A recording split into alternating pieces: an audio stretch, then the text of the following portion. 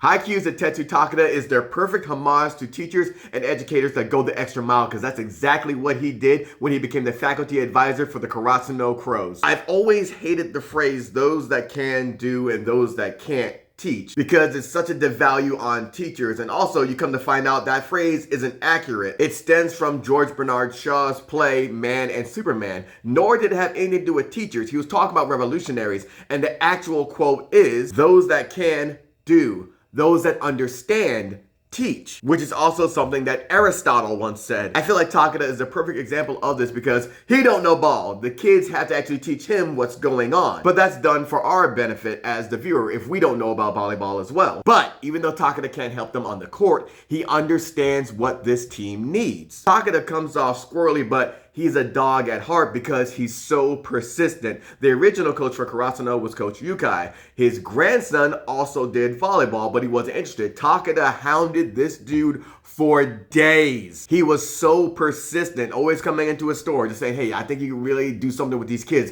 Just come check him out. Just come check him out and I won't bother you again. Even though I'm going to bother you again because these kids really need a coach and I think you're the perfect coach for them. And through his persistence, he got Yukai to see, okay, yo, these kids are good. All right, yeah, it was like a fixer-upper. And then he understood that these kids are gonna need rivals. So he found out about Nekoma, their old rivals, and their old coach was still there. And he got Yukai to be the new coach, the grandson of the original one, to restart that rivalry. And here he is like, yeah, we got something for them. So not only are the kids motivated by facing these new rivals and restoring this old tradition between schools, he also gets Yukai motivated as well. This dude's a mastermind. I think the best part about Takeda is just that he cares. He's doing all of this shit for this team that wants to become who they once were, to get rid of this title of being called the Flightless Crows. They were once dudes that went to nationals. They want to go back to nationals again, and he wants to help them achieve that dream. And he does that for the team, and especially one-on-one as well. What I love about him is he's a sweet guy, he's pretty squirrely, but we've seen him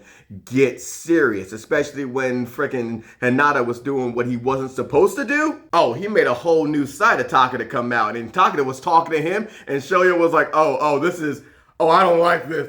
This man disappointed and this man angry, but he's calm. I don't like this at all. But that's what happens when you respect someone. You don't want to let them down, which shows why Takeda is so great, because he's a teacher that just goes the extra mile. I look at him and I see my high school teacher, Mr. Ryan, who was an English teacher, and he also did like drama for us as well. And when these poets came and we all wanted to get really into poetry, Mr. Ryan was like, all right, cool. And, he was teaching us poetry like the very next week. Come to find out all these years later, he was like, I had no idea how to do that. I went to Barnes & Noble. I looked that stuff up. But we didn't know that because, you think the teacher, I just assumed he knows everything. So it was nothing. But he went the extra mile. And just like any other job, there are folks and maybe teachers that don't do that because all right, I'm doing what's required from 9 to 5. But there are others that do that. And I don't think they get enough credit for doing that shit either. Big Mike, this poet, has a really good line about teachers and how they should be paid like big time sports athletes, with deals from Elmer's Glue and stationery as well. That reminds me of my creative writing teacher, Susan L. Miller, and how we enjoyed her work so much that we went to see her do her poetry reading like even outside of class because she was that cool of a teacher and we respected what she did. That's a good example of how even your students will show up for you if you show up for them. And that's what Takeda does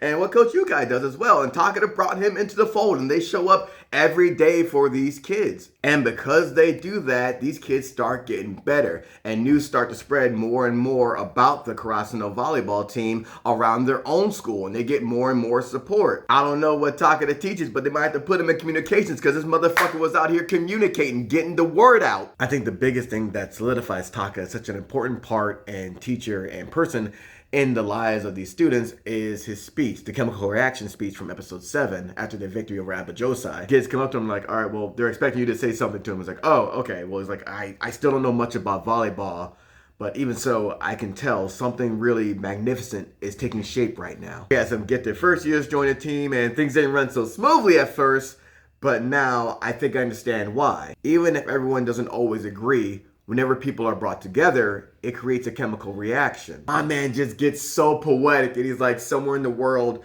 there's a fateful encounter happening at this very moment. It could be happening somewhere far away in a completely different country or halfway across the globe. Or maybe it's on a small eastern island in a tiny northern town at an ordinary high school in a regular volleyball club. I believe that encounter was made here at Karasuno. I don't have any proof yet, but I can't ignore what I believe. And before too long, this team is going to become even stronger. It's so poetic the way he says it, and you see everybody just looking at each other like, the fuck? And he's like, oh wait, I'm sorry, that was too awkward, right? They're like, no, that was perfect. Thank you. It's such a beautiful moment, and it's so, I don't even have the words to describe it, but he's right. Like, there are these little, like, encounters that are so big and, like, changing and, like, happening in all these small, like, you know, communities and everyone's own little bubble. And he believes that, I think this is happening right now here at Karasuno. I think we're on the verge of something, and he puts it so beautifully and so eloquently. The biggest part of that speech is that he's right. That encounter is happening, and a part of it's thanks to him.